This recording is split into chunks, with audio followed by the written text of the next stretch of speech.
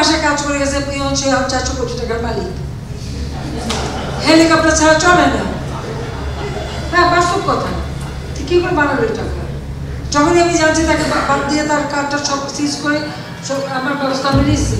গত বছরের মাঝামাঝিতে সাবেক প্রধানমন্ত্রী শেখ হাসিনা নিজ মুখে স্বীকার করেন তার পিয়ন জাহাঙ্গীর আলম 400 কোটি টাকার মালিক। এরপর থেকে চারিদিকে শুরু হয় শোরগোল। প্রধানমন্ত্রীর ব্যক্তিগত সহকারী পরিচয় ব্যবহার করে আওয়ামী লীগের পদ, চাকরি নিয়োগ ও বদলি বাণিজ্য করেন জাহাঙ্গীর।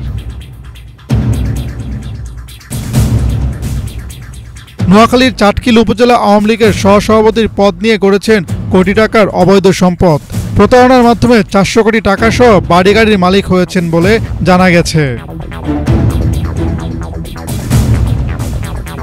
স্থাবর সম্পদ হিসেবে জাহাঙ্গীরের নগদ ও ব্যাংক মিলিয়ে 2,52,02,430 টাকা, 2,75,000 টাকার ডিপিএস, এফডিআর 1,30,55,968 টাকা, তার স্ত্রীর ব্যাংক হিসেবে স্থিতি 27,97,455 টাকা, ডিপিএস 18,75,000 টাকা এবং অংশীদার ফার্মে 6,24,86,000 টাকা বিনিয়োগ করেছেন বলে জানা যায়। এছাড়া জাহাঙ্গীর আলম একে রিয়েল এস্টেট লিমিটেড নামে একটি ডেভেলপার কোম্পানির মালিক।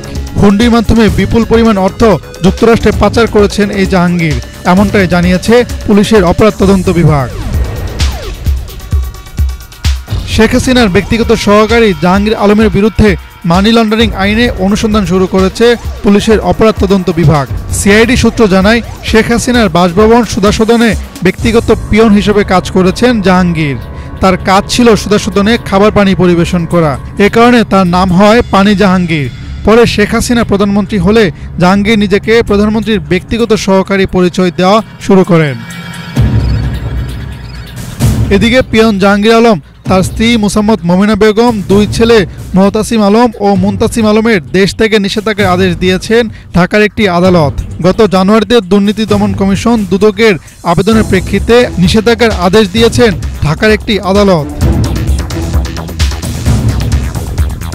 অনেকদিন ধরে পলাতক আছেন জাহাঙ্গীর আলম ও তার পরিবার। তবে জানা গেছে বর্তমানে তারা আমেরিকায় বসবাস করছে।